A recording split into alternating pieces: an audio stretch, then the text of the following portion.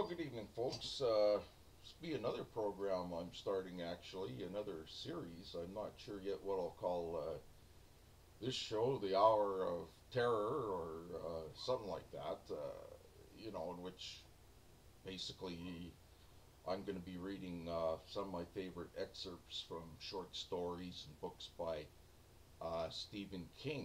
And I mean, people have asked me at times, well, why do you like horror? Or why do you like Stephen King books? Well, first of all, Stephen King is a very underrated writer. He's a great writer, great novelist. And he's not just a horror writer. His development of characters is really something else. The characters he creates in his story are very believable. The other thing is, I think Stephen King said something like this to this effect himself, is that things that happen in real life are much more horrific and much more scary than anything that transpires or can be created in one of Stephen King's novels or, that sort of thing. Real life is always more horrific, and actually, in some strange way, horror novels can provide a way of escape. But, I'm asking you not to take this too seriously. It's for entertainment purposes, and it's performance art. Okay, the one I'm going to read tonight, I'm just going to start a bit of it, was one that was very popular. I read to my class a couple of years ago, called The Moving Finger. The Moving Finger by Stephen King. And this is from the book called Nightmares and Dreamscapes, and it is excellent. It's a collection of Stephen King short stories, one of his many collections, and it is super. The Moving Finger. When the scratching started, Howard Mitla was sitting alone in the Queen's apartment where he lived with his wife. Howard was one of New York's lesser-known certified public accountants. Violet Mills, one of New York's lesser-known dental assistants, had waited until the news was over before going down to the store on the corner to get a pint of ice cream. Jeopardy was on after the news, and she didn't care for that show. She said it was because Alex Trebek looked like a crooked evangelist. But Howard knew the truth. Jeopardy made her feel dumb. The scratching sound was coming from the bathroom just off the short squib of hall that led to the bedroom. Howard tightened up as soon as he heard it. It wasn't a junkie or a burglar in there, not with a heavy gauge mesh he'd put over all the windows 2 years ago at his own expense. It sounded more like a mouse in the basin or the tub, maybe even a rat. He waited through the first few questions, hoping the scratching sound would go away on its own, but it didn't. When the commercial came on, he got reluctantly up from his chair and walked to the bathroom door. It was standing ajar, allowing him to hear the scratching sound even better. Almost certainly a mouse or a rat, little paws clicking against the porcelain. Damn, Howard said, and went into the kitchen. Standing in the little space between the gas stove and the refrigerator were a few cleaning implements, a mop, a bucket filled with old rags, a broom with a dustpan snugged over down by the handle. Howard took the broom in one hand, holding it well toward the bristles, and the dustpan in the other. Thus armed, he walked reluctantly back through the small living room to the bathroom door. He cocked his head forward and listened. Scratch, scratch, scritchety scratch. Very small sound, probably not a rat. Yet that was what his mind insisted on conjuring up.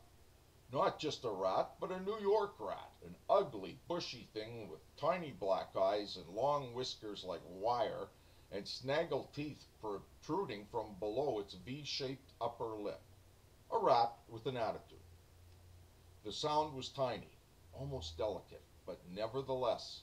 Behind him, Alex Trebek said, "This Russian madman was shot, stabbed, and strangled, all in the same night."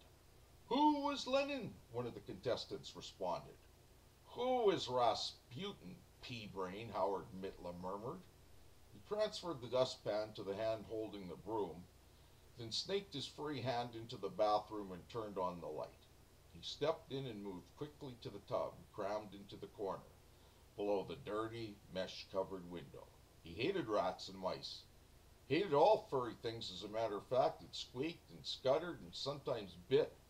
What he had discovered as a boy growing up in Hell's Kitchen, that if you had the dispatch of one of them, it was best to do it quickly. It would do him no good to sit in his chair and ignore the sound.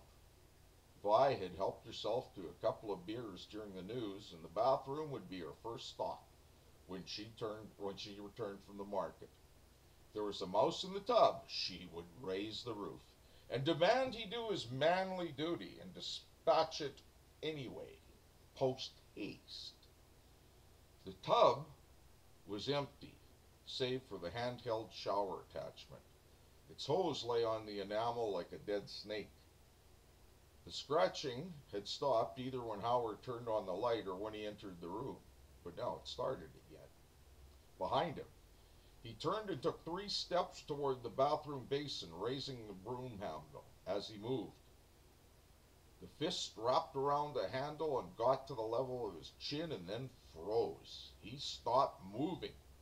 His jaw came unhinged.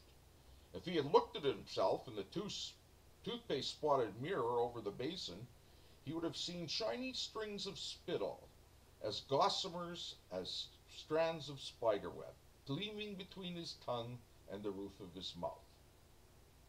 A finger had poked its way out of the drain hole in the basin. A human finger. For a moment it froze, as if it was aware that it had been discovered. Then it began to move again, feeling its worm-like way around the pink porcelain. It reached the white rubber plug, felt its way over it, and then descended to the porcelain again. The scratching noise hadn't been made by the tiny claws of a mouse after all. It was the nail on the end of that finger, tapping the porcelain as it circled and circled. Howard gave voice to a rusty, bewildered scream, dropped the broom, and ran for the bathroom door. He hit the tile wall with his shoulder instead, rebounded, and tried again. This time he got out, swept the door shut behind him, and only stood there with his back pressed against it, breathing hard. His heartbeat was hard, toneless Morse code high up in one side of his throat. He couldn't have stood there for long. When he regained control of his thoughts, Alex Trebek was still guiding that evening's 3 contestants through single jeopardy.